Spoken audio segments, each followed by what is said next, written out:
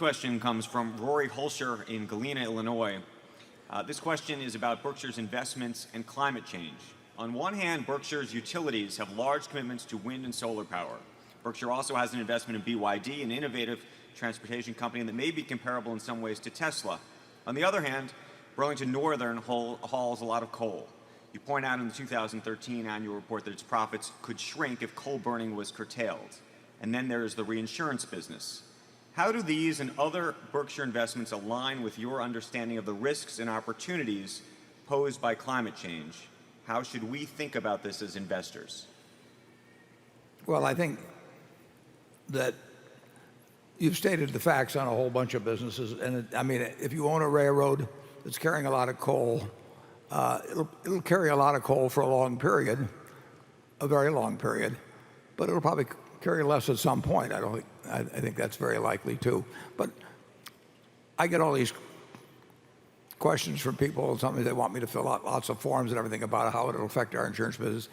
It just doesn't operate in that time period. I mean, we are not making, when Ajit and I talk about what we'll charge for catastrophe insurance, whether it's hurricanes in Florida or whether it's earthquakes in New Zealand or whatever it may be, the year-to-year change in probabilities on that are, at least in our view, extremely low. I mean, it doesn't come close to being anything that affects your prices in any material way in any given year. And we will continue to develop alternative sources of energy. We'll continue to use coal in our coal generation plants until the utility commissions under which we operate tell us that we should do something different. We have no choice about that. We incidentally have no, I mean, we're happy to carry the coal, but beyond that, we are a common carrier. I mean, we might love to turn away chlorine or ammonia or something like that because of the dangers in carrying it, and we can't get compensated adequately for that. But we are a common carrier, so we by law we're required to carry the freight that is offered to us. So I don't think in making an investment decision on Berkshire Hathaway or most companies, virtually all of the companies I can think of, that climate change should be a factor in the decision-making process. Charlie? Yeah, I think a lot of the people who think they know how climate change is going to change weather patterns and hurricanes are overclaiming. We're sort of agnostic. It isn't that there isn't some global warming, because there plainly is, but the people who think they know exactly what's going to happen and how many people are going to die from tropical diseases and so forth are mostly talking through their hats. I think there's a class of people who like the idea they've got a calamity to worry about. And and when you say, I mean, just in terms of being an economic variable in making a decision. No, we're not thinking, how can we structure our whole investment program to take into account what we think we know about climate change? But I think we're very well located long term, no matter what happens. I think that transmission lines and we're going to have to produce a lot more electricity directly from the sun or indirectly through things like wind. And we're beautifully positioned. It's just like Geico made a lot of money when the internet came along that they didn't really plan on. I think we'll make a lot of money as more and more electricity is produced more directly from the sun. So I think we're in a very good shape, but I don't think we deserve any great credit for it. We just stumbled into it. Okay, Becky, quick.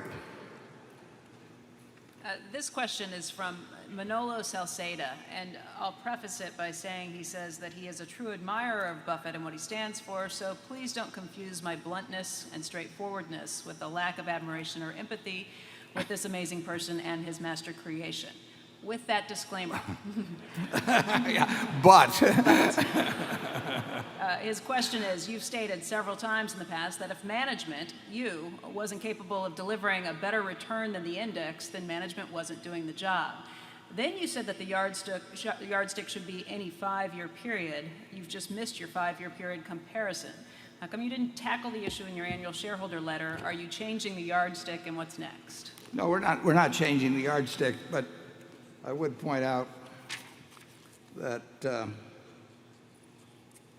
we said actually in the 2012 report, and it's in the upper half of the first page, we pointed out how we do worse in very strong years and better in poor years. And I said then, if the market continues to advance in 2013, our streak of 5-year wins will end. I didn't say it might end, or could end or anything. It was obvious that if you have 5 strong years in a row, we will not beat the S&P, and that will be true in the future for sure. And of course, last year was, I think there were 2 years in the last 40 or so that the market was up more than it was last year. So despite the things mentioned about President Obama, the stock market seems to have done quite well. We will underperform in very strong up years. We'll probably more or less match in moderate up years. We'll do better than average in even years or down years. And I have said, and I'll continue to say, and it's been true, that over any cycle I think we will overperform, but there's no guarantee on that. But it was clearly said, like I say, on the first page of the 2012 report, that if the market went up, we would have a 5-year streak of underperformance, and that's exactly what happened. Charlie? Well, we should remember that Warren Standard talks about net worth of Berkshire increasing after full corporate taxes at roughly 35%. And the indexes aren't paying any taxes. And so Warren has set a ridiculously tough standard and has so far met it over a long period of time. In the last couple of years, the net worth of Berkshire, after full provision for income taxes, went up, what, 60? Something like that, yeah. $60 billion. Yeah, pre-tax probably $90 billion. Yeah, and so if this is failure, I want more of it.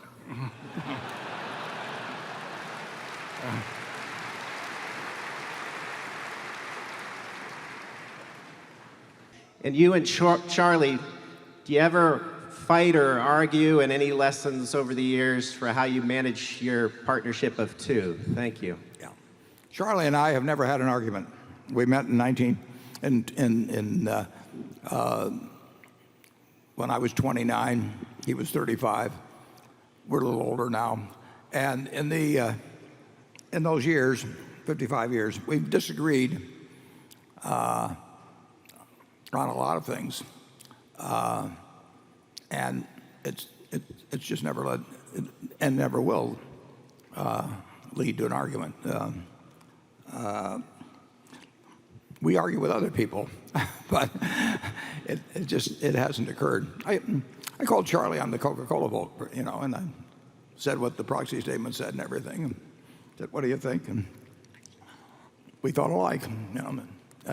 Sometimes we don't think alike, and we never go away in the least bit mad if we don't. Yeah, but most of the time we think alike. That's one of the problems. If one of us misses it, the other is likely to too.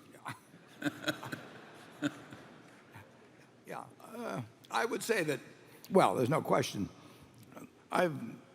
If you look at the really bad mistakes we've made, I've made them. I'm probably a little more inclined toward action than Charlie. Would you say that's fair, Charlie? Or? Well, you once called me the abominable no man.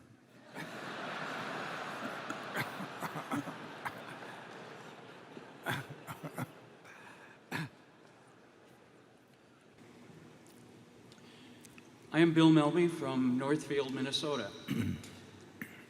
At the 2009 annual meeting, Mr. Buffett, you said that if you were required to invest your total net worth in one company, that company would be Wells Fargo. So in 2014, I asked the same company, or the same question. If you were required to invest your total net worth in one company, what would that be? When the question was asked in 2009, did you exclude Berkshire? Because I think I would have answered Berkshire, but I wouldn't quarrel with Wells Fargo as a marketable security outside of Berkshire at that time. Well, I guess he's checking his notes on the. The question is, other than Berkshire, Other than Berkshire, what would you invest in today? Yeah, well, it's a great question, but it's not going to get an answer.